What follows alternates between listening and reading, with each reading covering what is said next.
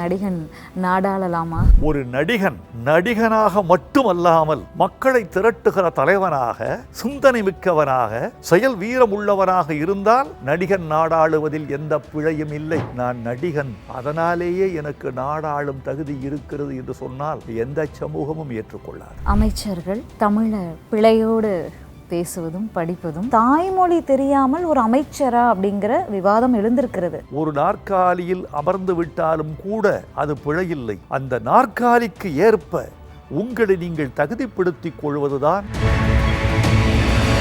வங்காள மொழியில் எழுதப்பட்ட தேசிய கீதத்தை எல்லோரும் மனப்பாடம் செய்து சொல்கிறீர்களே, தமிழில் எழுதப்பட்ட தமிழ்த்தாய் வாழ்த்தை எல்லோரும் மனப்பாடமாக சொல்வீர்களா?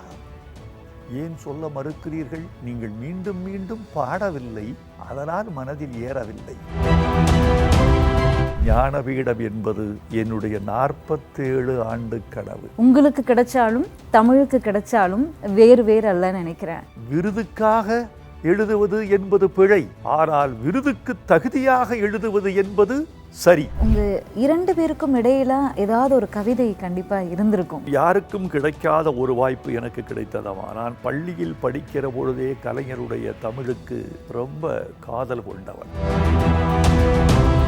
35 ஆண்டுகள் அவரோடு நான் அதிகாலை 7 மணிக்கு உரையாடி இருக்கிறேன். 35 ஆண்டுகள் தினந்தோறும்.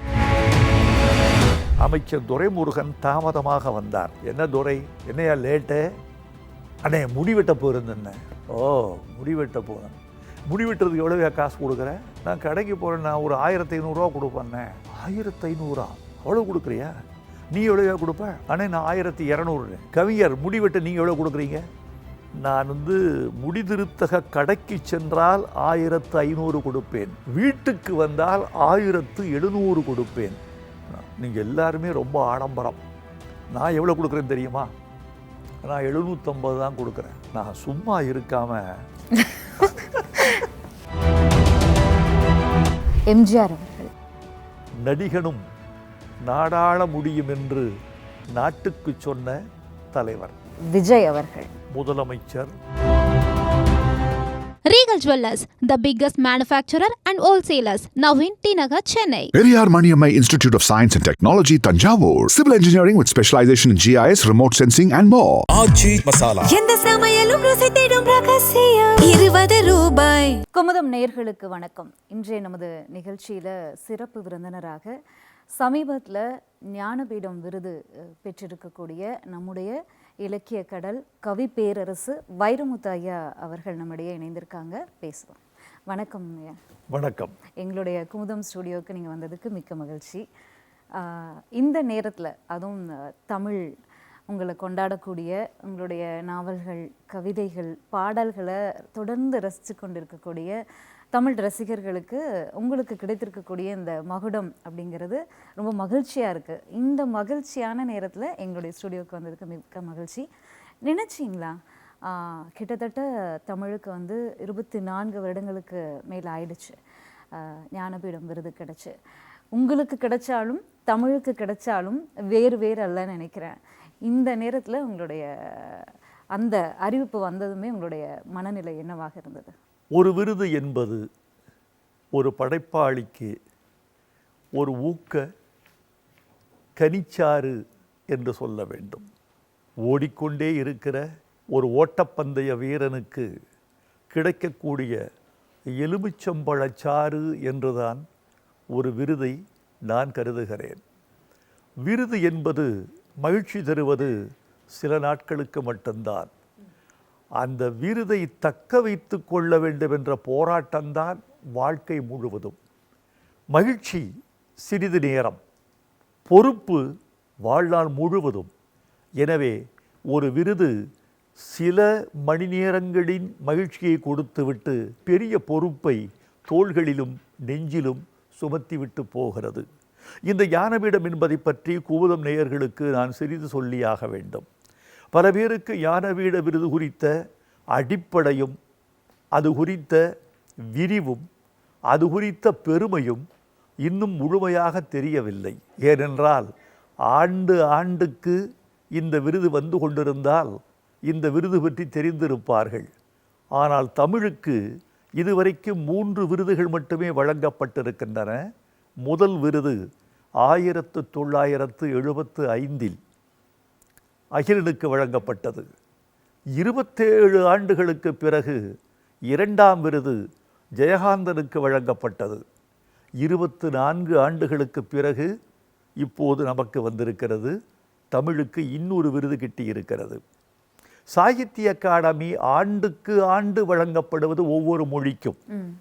ஞானபீடம் என்பது எல்லா மொழிகளுக்கும் சேர்த்து வழங்கப்படுகிற ஒற்றை விருது. 22 இந்திய மொழிகளுக்கும் எல்லா மொழி படைப்பாளர்களுக்கும் ஒவ்வொரு ஆண்டும் வழங்கப்படுவது சாகித்ய அகாடமி. 22 இந்திய மொழிகளுக்கும் சேர்த்து ஒரு மொழிக்கு ஓராண்டுக்கு வழங்கப்படுவது தான் ஞானபீடம்.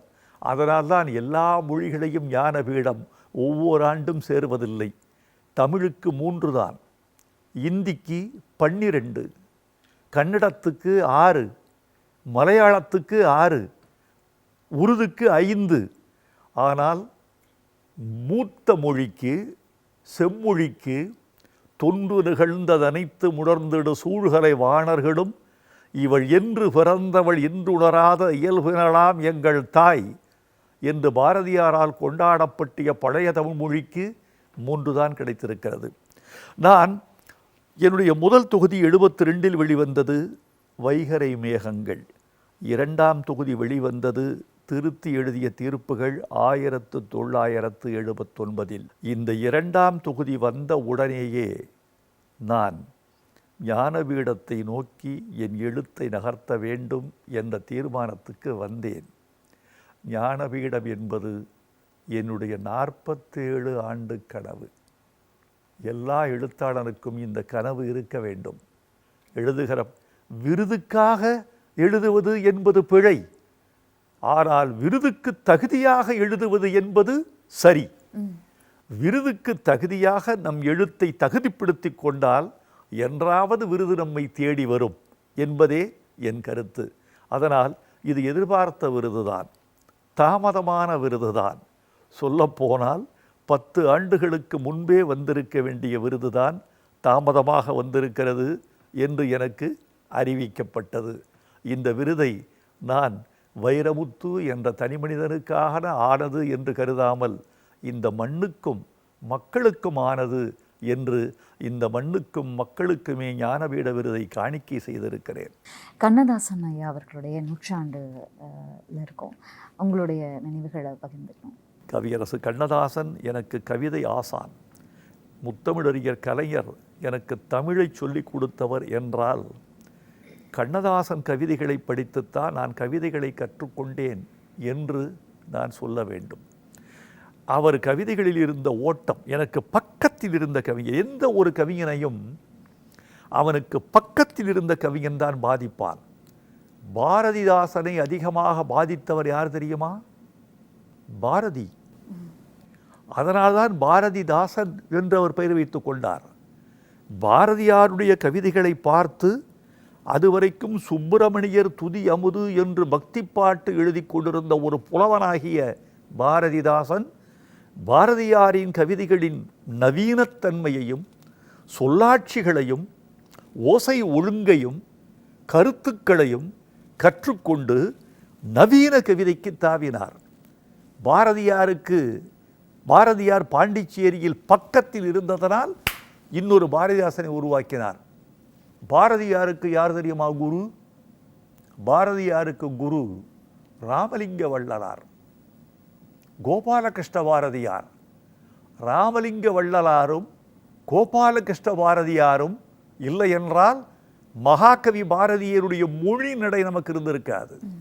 அவர் ஒரு பத்திரிகையாளராக இருந்திருக்கக்கூடும், ஒரு சுதந்திர போராட்ட வீரராக இருந்திருக்கக்கூடும். இந்த இருவரும் இல்லை என்றால் அவர் கவிஞர் இல்லை.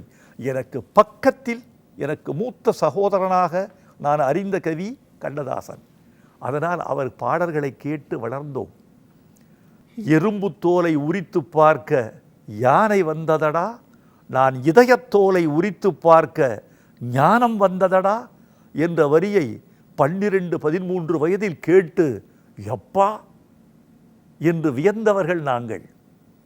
சுற்றி 4 சுவர்களுக்குள் தூக்கமின்றி கிடந்தோம், சிறு துன்பம் போன்ற இன்பத்திலே இருவருமே நடந்தோம் என்று பாலுணர்ச்சியை கூட ஆடைகட்டி சொன்ன இந்த அழகு எங்களை 13 வயதில் கட்டி போட்டது. இப்படியெல்லாம் எங்களை வளர்த்த கவிஞன் அவருடைய கவிதைக்குள் நுழைந்த பொழுது இலக்கணத்தை கற்றுக்கொள்ள வேண்டும் என்ற வேட்கையை எனக்கு விதைத்தார். அவர் நூற்றாண்டு இது, அவருடைய நூற்றாண்டு விழாவை நான் எடுப்பேன் என்று தமிழ் சமூகத்துக்கு சொல்லியிருக்கிறேன். அடுத்த ஆண்டு ஜூன் 24ஆம் தேதி கவியரசர் கண்ணதாசனின் நூற்றாண்டு நிறைவு விழாவை சென்னையில் ஒரு பெரும் மாநாடாக நடத்த நான் ஆசைப்படுகிறேன். காலம் கை கொடுக்கும். கண்டிப்பாக எங்களுக்கு ஒரு பெரிய முக்கியமான தகவலை கொடுத்துருக்கீங்க, மிக்க மகிழ்ச்சி. அரசியல் தலைவர்கள் பலரை பார்த்துருப்பீங்க.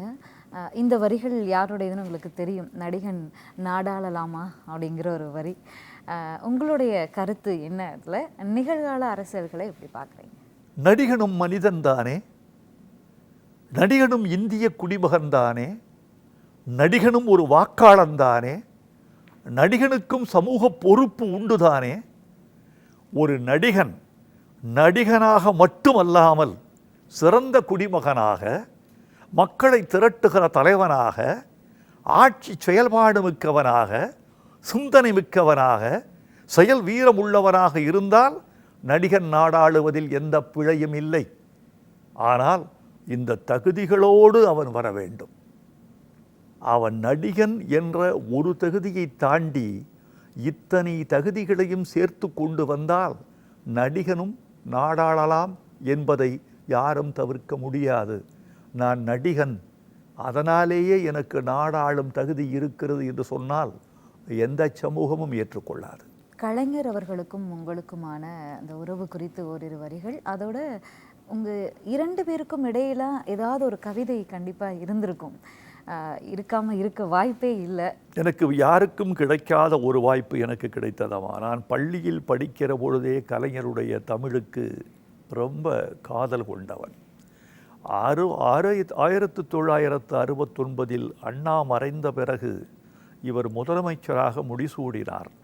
இவர் முதலமைச்சராக பதவி ஏற்கிற பொழுது அதற்கு முன்பே அண்ணா மறைந்ததற்காக ஒரு அழகான இரங்கல் கவிதையை எழுதினார்.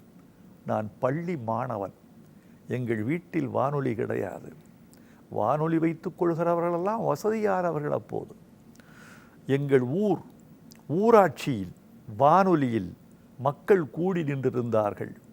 நானும் அரைக்கால் சட்டையோடும் ஓர் அரைக்கை சட்டையோடும் 2 பைகளுக்குள்ளும் கைகளை திணித்து கொண்டு அந்த வானொலி பெட்டியை அண்ணாந்து பார்த்து கொண்டிருந்த பொழுது கலைஞரின் கவிதை ஒளிபரப்பானது. அவர் குரலில் அந்த கவிதை என்னை மடைமாற்றம் செய்தது. அண்ணா மீது எனக்கு ஒரு காதல், கலைஞர் மீது ஒரு பற்று இருந்து வளர்ந்த அந்த நாட்களில் அவருடைய கவிதை என்னை தூக்கி வாரி போட்டது. அப்போதிருந்தே கலைஞரை பார்க்க வேண்டும், பேச வேண்டும் என்ற வேட்கை எனக்குள் வளர்ந்தது. காலம் என்னை அவரிடம் கொண்டு வந்து சேர்த்தது. நான் அரசியல்வாதியாக அவரை அணுகவில்லை, நான் ஒரு தமிழ் கவிஞனாக அவரை அணுகினேன். கடைசி வரைக்கும் எந்த இயக்கத்திலும் நான் உறுப்பினராகவில்லை. கலைஞரோடு எனக்கிருந்த நேசம் அந்த கட்சியில் உறுப்பினர்களாக இருந்தவர்களை விட உயர்ந்தது, எதையும் எதிர்பாராதது, எந்த விதமான ஒரு கோரிக்கையும் இல்லாதது. 35 ஆண்டுகள் அவரோடு நான் அதிகாலை 7 மணிக்கு உரையாடி இருக்கிறேன். 35 ஆண்டுகள் தினந்தோறும். அவர் நோய்வாய்ப்பட்ட பொழுதை தவிர, நான் நோய்வாய்ப்பட்டிருந்த சில நாட்களை தவிர 35 ஆண்டுகளும் நான் ஆஸ்திரேலியாவுக்கு போய் 1.5 மாதம் இருந்தேன். அந்த 1.5 மாதமும் காலையில் உரையாடுவேன். ஏனென்றால் அங்கே அதிகாலை, அங்கே 11:30 மணி என்று ஆனால் முற்பகல், 11:30 மணி என்றால் தமிழ்நாட்டில் 7 மணி அதிகாலை. நான் பேசுகிற நேரத்தை குறித்து கொண்டேன். அங்கே 11:30 மணியானால் கலைஞர் தயாராகி இருப்பார் 7 மணி என்று நான் அவருக்கு தனி கைபேசி வாங்கி அழைத்து கொண்டிருந்தேன். அந்த நட்பு, நாங்கள் பேசிய செய்திகள் அரசியல், சமூகம், கலை, வாழ்வியல், நட்பு, துரோகம், தோல்விகள், கண்ணீர், புன்னகை எல்லாவற்றையும் பேசியிருக்கிறோம். அவர் அனுபவங்களை எனக்கு சொல்லியிருக்கிறார்.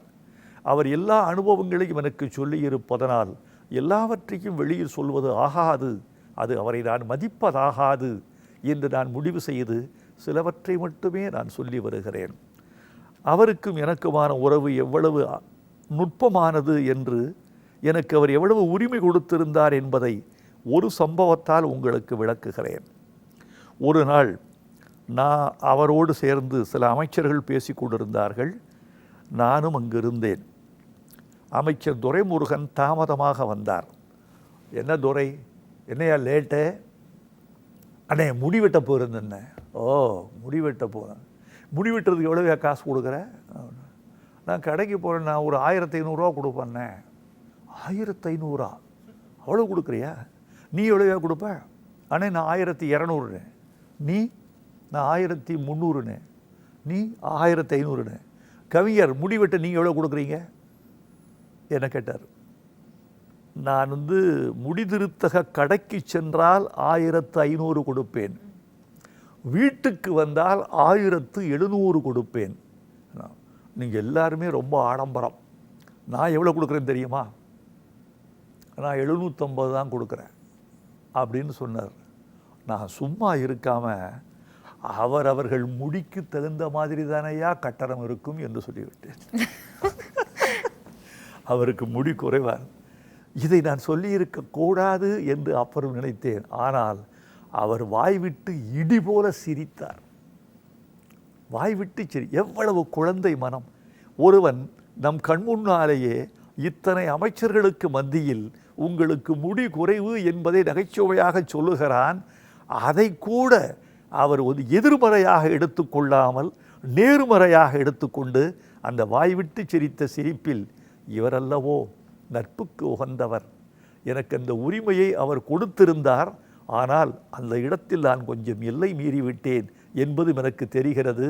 அதனாலேயே அவர் மீது எனக்கு மதிப்பு இன்னும் உயர்கிறது.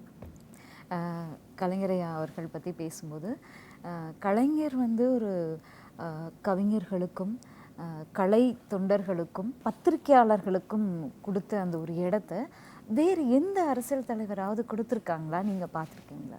ஏன் கலைஞர் இவ்வளோ பேர் கொடுத்தார் தெரியுமா? அவர் ஒரு பத்திரிகையாளர், பத்திரிகையாளரை மதித்தார். அவர் ஒரு திரைக்கதாசிரியர், கதாசிரியர்களை மதித்தார். அவர் ஒரு எழுத்தாளர், எழுத்தாளர்களை மதித்தார். அவரே ஒரு கவிஞர், கவிஞர்களை மதித்தார். அவரே ஒரு தலைவர், தலைவர்களை மதித்தார். எல்லாமுமாக அவர் இருந்ததனால் எல்லாரையும் மதித்தார் என்று நாம் அவரை புரிந்து கொள்ள வேண்டும். நடிகன் நாடாளலாமா அந்த கேள்வியில் தொடங்கியிருந்தேன். இன்றைக்கு ஒரு ஆட்சி மாற்றம் வந்திருக்கிறது. சில மாதங்கள் தான் ஆகிறது. ஆனால் தமிழ்தாய் வாழ்த்து மனோன்மணியம் பல்கலைக்கழகத்தில் ஒரு சம்பவம் நடந்தது. அது தமிழர்களையே பாதித்த ஒரு சம்பவம். வருத்தங்களை இன்றைய டிஜிட்டல் உலகத்தில் யங்ஸ்டர்ஸும் பதிவு பண்ணியிருந்தாங்க.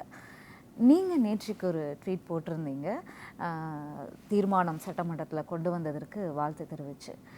உங்களுடைய பார்வையினை இந்த ஆட்சி மீதும் இந்த தீர்மானத்தின் மீதும்? ஆட்சிக்கு இன்னும் அவகாசம் இருக்கிறது. நான் சுட்டுரையில் எக்ஸ் தளத்தில் பதிவு செய்த விஷயம் என்னவென்றால், தனி தீர்மானம் தமிழ்தாய் வாழ்த்து முதலில் பாடப்பட வேண்டும் என்று ஒரு தீர்மானம் சட்டமன்றத்தில் நிறைவேறியிருக்கிறது. கொண்டு வந்த அரசை வாழ்த்தி இருக்கிறேன். எந்த கருத்து வேறுபாடுமின்றி அனைத்து கட்சி தலைவர்களும் அதை வழிமொழிந்து நிறைவேற்றியிருக்கிறார்கள். இது தமிழர்களுக்கு ஒரு கொண்டாட்டமான செய்தி. இது தமிழ்தாய் வாழ்த்து முதலில் பாடப்பட வேண்டும் என்று சொல்வதே நமக்கு ஒரு சின்ன அவமானம்தான் என்று நினைக்கிறேன். என் வீட்டில் என் தாய்க்கு சோறு போட வேண்டும் என்று சொல்கிறவன் பெரிய கடமை வீரனா? தாய் உண்ட மிச்சந்தானே மற்றவர்களுக்கு இருக்க வேண்டும். அவள்தானே நம்மை பெற்றவள், அவள்தானே காக்கிறவள், அவள்தானே அன்னமிடுகிறவள். அன்னமிடுகிறவள் முதல் சோறு சாப்பிட வேண்டாமா? அதை விட்டு தமிழ் தாய், எங்கள் வீட்டில் தாய் சாப்பிட்டே ஆக வேண்டும் என்று சொல்வது எவ்வளவு பெரிய கொடுமை! அப்படித்தான் இது. ஆனாலும் இந்த துணிச்சலான நன்மையான தீர்மானத்தை நிறைவேற்றி கொடுத்த தமிழ்நாட்டு அரசுக்கும் வழிமொழிந்த அனைத்து கட்சி தலைவர்களுக்கும் என்னுடைய வாழ்த்துக்களை பாராட்டுகள் தெரிவித்துக் கொள்கிறேன். அதே எக்ஸ்தல பதிவில் இன்னொன்றும் சொல்லியிருக்கிறேன். தேசிய கீதம் வங்காளத்தில் எழுதப்பட்டது. வங்காள மொழியில் எழுதப்பட்ட தேசிய கீதத்தை எல்லோரும் மனப்பாடம் செய்து சொல்கிறீர்களே, தமிழில் எழுதப்பட்ட தமிழ்த்தாய் வாழ்த்தை எல்லோரும் மனப்பாடமாக சொல்வீர்களா? ஏன் சொல்ல மறுக்கிறீர்கள்? ஏன் இன்னும் நீங்கள் மனப்பாடம் செய்யவில்லை? நீங்கள் மீண்டும் மீண்டும் பாடவில்லை, அதனால் மனதில் ஏறவில்லை. மொழி புரியாத தேசிய கீதம் நெஞ்சில் குடியிருக்கிறதல்லவா? மொழி புரிந்த தமிழ்த்தாய் வாழ்த்து ஏன் நெஞ்சில் குடியேறவில்லை? அருள் கொண்டு தமிழர்கள் தமிழ்த்தாய் வாழ்த்தை முழுவதுமாக மனப்பாடம் செய்து வாய்விட்டு பாடுங்கள். பிள்ளைகளுக்கு சொல்லிக் கொடுங்கள். ஆசிரியர் சொல்ல மறந்ததை பெற்றோர்கள் தங்கள் பிள்ளைகளுக்கு சொல்லிக் கொடுக்க வேண்டும். சொல்லிக் கொடுக்க வேண்டுமென்றால் நீங்கள் முதலில் கற்றிருக்க வேண்டும். இதை சொல்லி என் வாழ்த்துக்களை எல்லோருக்கும் தெரிவித்துக் கொள்கிறேன். உங்களுடைய கோபத்தை நாங்கள் பார்த்ததில்லை. மேபி இந்த கேள்வியில் வந்தாலும் வரலான்னு நினைக்கிறேன். இன்றைய சட்டமன்றங்களில் தமிழ்நாட்டு சட்டமன்றத்திலே பார்த்தீங்கன்னா அமைச்சர்கள், சட்டமன்ற உறுப்பினர்கள் தமிழை பிழையோடு பேசுவதும் படிப்பதும், அது என்னுடைய ஸ்டைல், உங்களுக்காக என்னால் மாற்றிக்க முடியாது அப்படிங்கிறதும், மலையாளத்தில் தமிழை எழுதி வச்சு வாசிப்பதும், நிதி பட்ஜெட் அப்படிங்கிறது நம் தமிழ்நாட்டுக்கானது, மக்களுக்கானது, அதுலேயே பிழைகள் வருது. அதுவும் தாய்மொழி தெரியாமல் ஒரு அமைச்சரா அப்படிங்கிற விவாதம் எழுந்திருக்கிறது. அதை எப்படி பார்க்குறீங்க? இதற்கு முன்னால் இப்படி நிகழ்ந்திருக்க வாய்ப்பில்லை. இதில் எனக்கு சினம் வரும் என்று நீங்கள் எதிர்பார்த்தீர்கள். வருத்தம் வருகிறது, சினம் வரவில்லை.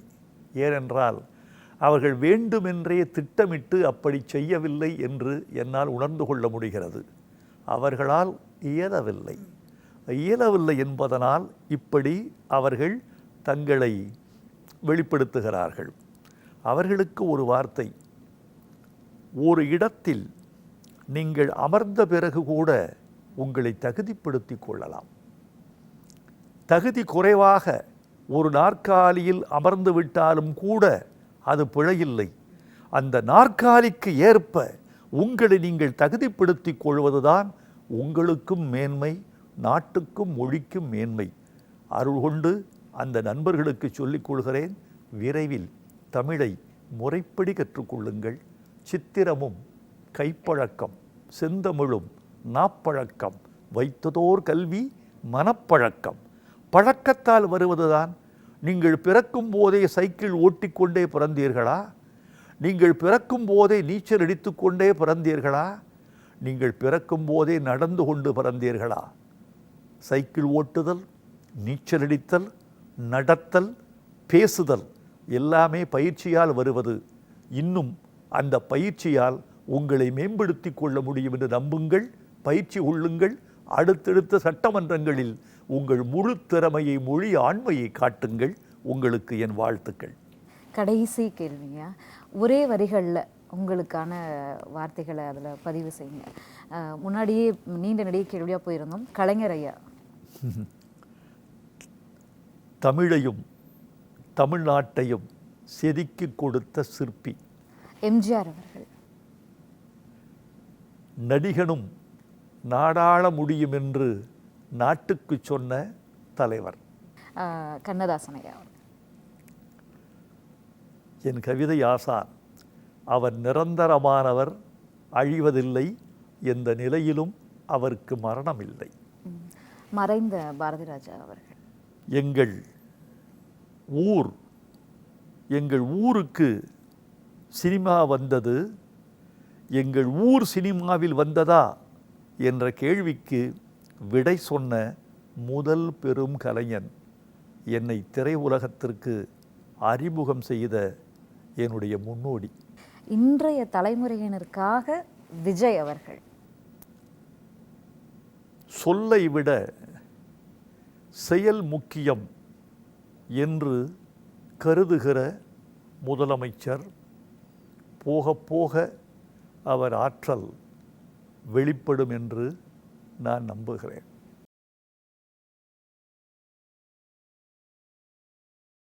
Regal Jewellers, the biggest manufacturer and wholesalers, now in T Nagar, Chennai. Periyar Maniammai Institute of Science and Technology, Tanjavur. Civil engineering with specialization in GIS, remote sensing and more. ஆச்சி மசாலா எந்த சமையலும் ருசி தேடும் ரகசியம் 20 ரூபாய்